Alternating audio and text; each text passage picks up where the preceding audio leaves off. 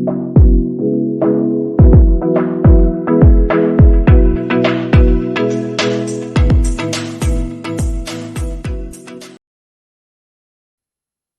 morning, students.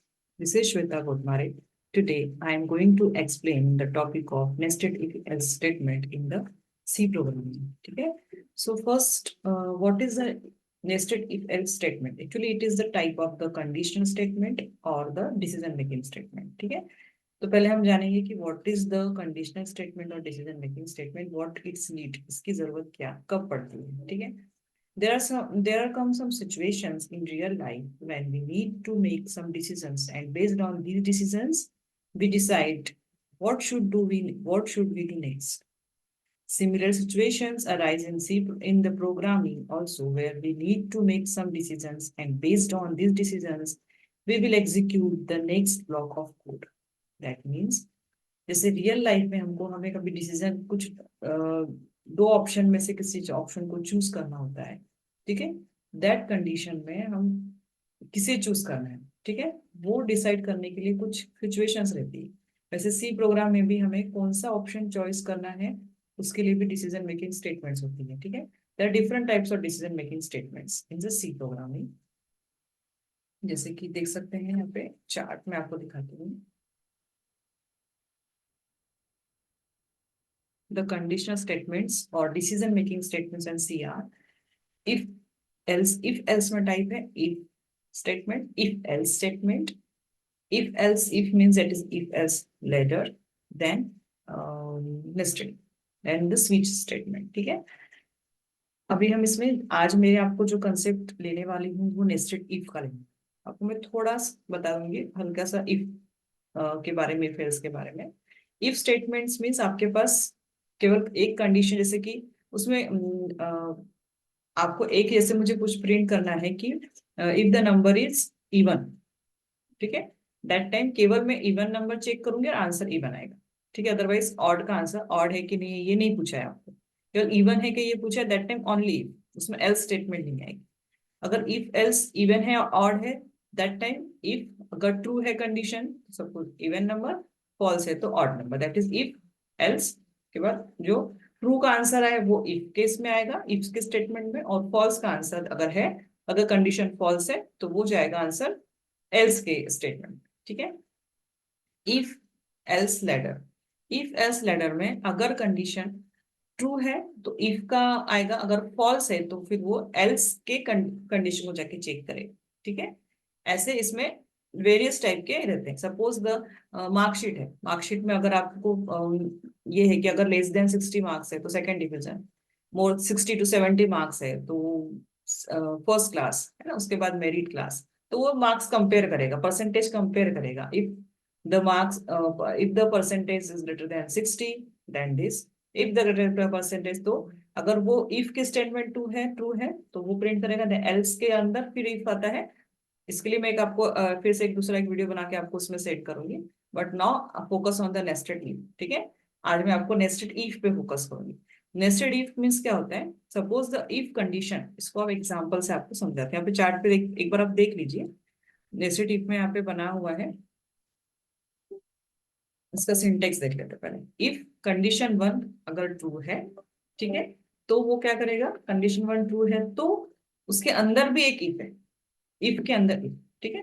वहां पे check करेगा उस इफ की कंडीशन. ठीक है. इफ फर्स्ट कंडीशन ट्रू है देन वो सेकेंड इफ पे जाएगा. देन उसके अगर वो भी फॉल्स है तो उसके एल्स में जाएगा. ठीक है. अगर आपकी फर्स्ट ही कंडीशन फॉल्स है देन वो फर्स्ट के इफ के एल्स में जाएगा. ठीक है. इसको हम थोड़ा सा एग्जाम्पल से समझेंगे तो ही वो समझ में आएगा. ठीक है. फर्स्ट यहाँ पे फ्लो चार्ट देख लेते हैं. जैसे स्टार्ट किया, अब कंडीशन 1 सपोज यहाँ पे ट्रू है. सपोज कंडीशन 1 यहाँ पे अगर ट्रू है, इफ द कंडीशन 1 ये अगर ट्रू है, ठीक है, तो वो कंडीशन 2 को चेक करेगा. अगर कंडीशन 1 मेरी फॉल्स है, ठीक है, देन यहाँ पे एल्स, ये एल्स का पार्ट हो जाएगा. ठीक है. एल्स के अंदर भी एक इफ स्टेटमेंट रहेगा, उसको वो चेक करेगा. ठीक है. अगर ये यहाँ पे ट्रू है तो इसके अंदर भी एक इफ होगा. ठीक है. समझ में है. अगर इफ की स्टेटमेंट अगर ये वाली ट्रू है सपोज, तो स्टेटमेंट 1 प्रिंट होगा. अगर फॉल्स है तो स्टेटमेंट 2 प्रिंट होगा. ठीक है. अगर ट्रू है तो वो इधर जाएगा। समझ गया? तो अब इसको एग्जांपल लेते हैं। सपोज हम अगर हमें दो नंबर का कंपैरिजन करना है, सपोज मेरे पास मैं दो ही नंबर का कंपैरिजन कर रही हूँ, 15 एंड 16।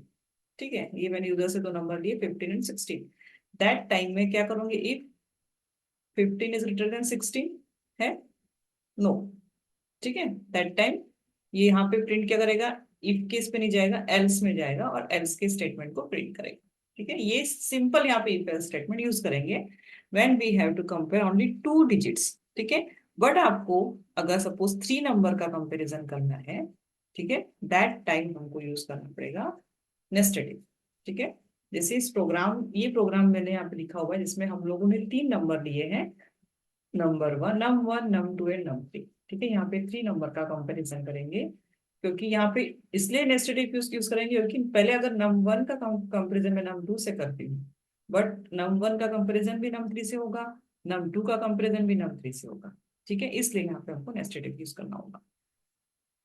सपोज मैं यहाँ पे फर्स्ट कंडीशन में, इसमें इसको थोड़ा जूम करती हूँ।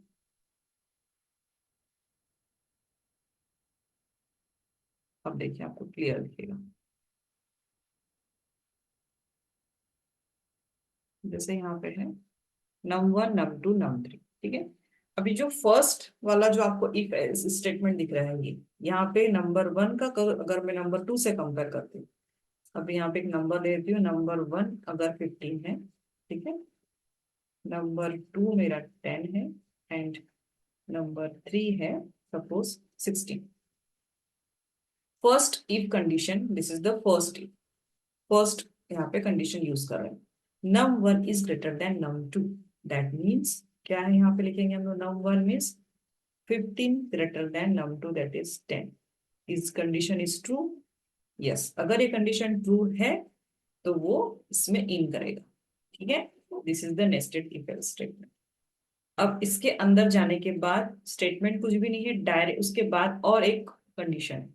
ठीक है, अब इस कंडीशन में वो क्या चेक कर रहा है, जबकि नम वन तो ग्रेटर देन है नम टू से, ठीक है, बट नम थ्री से भी कंपैरिजन करना है। देन फर्स्ट उसने नम वन का कंपैरिजन किया नम टू से, देन नम वन का कंपैरिजन करेगा नंबर थ्री से, दैट इज 15 ग्रेटर देन 16। ठीक है, इज इट ट्रू? नहीं, ये फॉल्स है। ठीक है, दैट टाइम ये जो इफ है इसकी स्टेटमेंट यहाँ पे प्रिंट नहीं होगी। इसके बाद वो किसके जाएगा? इनर लूप के एल्स में जाएगा। ठीक है, इसके एल्स में क्या लिखा रहेगा? द लार्जेस्ट नंबर इज, क्या हो जाएगा? लार्जेस्ट नंबर, नंबर यहाँ पे थ्री प्रिंट होगा। ठीक है, तो लार्जेस्ट नंबर क्या है इन तीनों में? 16, है ना? अब सपोज फर्स्ट कंडीशन ही मेरी फॉल्स हो जाती है। ठीक है, first condition false means number two जो है वो मेरा ग्रेटर देन नहीं है, number number one is not greater than number two. Suppose यहाँ पे अगर नम वन की वैल्यू मैं 10 लेती हूँ, नम टू की वैल्यू अगर 15 है और नम थ्री की वैल्यू सपोज यहाँ पे 9। अब क्या कंपैरिजन करेगा? Num one means 10 is greater than 15। If ये ट्रू है क्या? फॉल्स। अब यहाँ पे देखिए, अगर यहीं पे मेरा फॉल्स हो गया तो ये स्टेटमेंट प्रिंट हो, एल्स इसके इफ में जाएगा क्या? वो यहाँ पे जाएगा? नहीं जाएगा, वो सीधे किस पे चले जाएगा? फर्स्ट एल्स पे चले जाएगा। ठीक है, देखिए ये जो पूरी इफ स्टेटमेंट है ये प्रिंट नहीं होगी, वो सीधे डायरेक्ट चले जाएगा एल्स पे। ठीक है, अब एल्स में जाने के बाद भी नम वन को तो कंपेयर कर दिया नम टू से, बट नम टू को भी कंपेरिजन करना पड़ेगा नंबर से। अब ये तो पता चल गया कि नंबर वन और नंबर टू में ग्रेटर कौन है? नंबर टू ग्रेटर ग्रेटर है। ठीक है, अब लेकिन नंबर टू का कंपेरिजन नंबर थ्री से करना पड़ेगा। ठीक है, अब देखिए यहाँ पे दूसरा क्या लिखा हुआ है मैंने, एल्स में जाके num two is greater than number three. अब देखिए नम टू क्या है हमारा? 15 इज ग्रेटर देन 9। अब यहाँ पे इफ स्टेटमेंट ट्रू है। ठीक है, ये वाला इफ इनर, एल्स का इनर एल्स स्टेटमेंट क्या है? ट्रू है।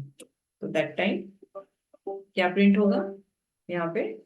इफ का स्टेटमेंट, ये वाली स्टेटमेंट ट्रू हो जाएगी। ठीक है, the largest number is number 2 that is 15। ठीक है, दिस इज द वे। तो एक्चुअली हम नेस्टेड इफ कब यूज करते हैं, जब हम लोगों को दो से ज्यादा नंबर्स को हमें कंपैरिजन करना है, यहाँ पे 3 डिजिट्स का कंपैरिजन करना है, that's why we use the nested if else statement. ठीक है, अदरवाइज अगर 2 नंबर्स का ही कंपैरिजन होता तो हम क्या यूज करते हैं, इफ एल्स स्टेटमेंट, जैसे हम लोग ऑड नंबर इवन नंबर में यूज करते हैं। ठीक है, होप स्टूडेंट आपको ये कंसेप्ट समझ में आया होगा। नेक्स्ट, अगर आपको कोई भी इशू, कोई भी इसमें प्रॉब्लम हो, आप इसको खुद करके देखिए, देन आप मुझे मैसेज कर सकते हैं। Okay okay, bye students, have a nice day, thank you.